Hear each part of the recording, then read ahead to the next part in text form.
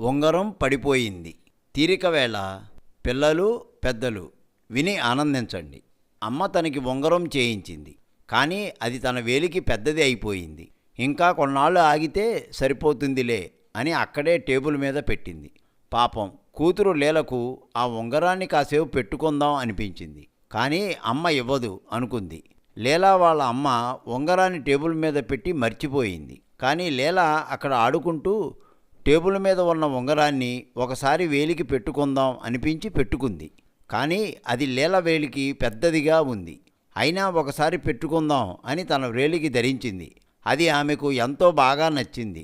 దగదగా మెరుస్తుంది ఉంగరం. తన వేలుకు పెద్దదిగా చాలా అందంగా ఉంది అనుకుంది. అందుచేత కొంతసేపు దాన్ని తన చేతికే ఉంచుకుందామనుకుంది లీల. ఎట్లాగూ తనకు పెద్దయ్యాక ఈ ఉంగరం ఇస్తానని అమ్మ చెప్పనే చెప్పింది కదా. అందుచేత ఇప్పటి నుంచి పెట్టుకోవడం అలవాటు చేసుకున్నా తప్పు ఏమీ లేదు. కానీ ఎక్కడన్నా జారి పడిపోతుందేమోనని భయం.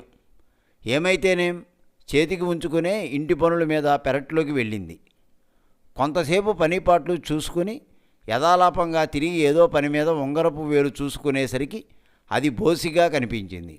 ఉంగరం ఎక్కడో పడిపోయిందన్నమాట. లీలకు భయం వేసింది. గబగబా వెతకడం మొదలెట్టింది. ఎంత వెతికినా ఎక్కడా దొరకలేదు. ఇంట్లో ఒక మూల చేరి ఏడుపు ప్రారంభించింది.